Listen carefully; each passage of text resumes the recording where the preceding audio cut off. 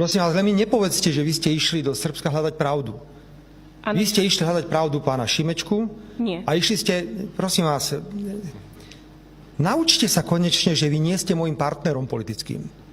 Ak ste môjim politickým partnerom, založte si politickú stranu, robte tlačové konferencie a poďte s nami do súbojov.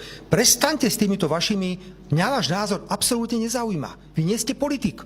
Keby ste boli politik, buďte ticho. Znovu to opakujem ešte raz. Fakt buďte ticho. Čo z toho vlastne dovolujete? Ja sa vás pýtam. Ešte raz opakujem, ešte raz. Vy robíte politiku, robíte normálnu politiku. Ja sa vás Vy sa pýtam, správate čo bez odkazujete zodpovednosti. Slovákom, ktorí sú napádaní v Bačskom Petrovci. Ako politická strana. My nemáme žiadne informácie o porušovaní práv národnostných menšín v Srbsku. A za týmto si stojím. A mysleli sme si, že poslušné Slovensko, a vy ste chceli iba akože zneužiť ten konflikt, že tak si teda k tomu niečo povieme. Problém je niekde inde. Vy chcete presne to, čo je v Srbsku na Slovensku. Presne to chcete.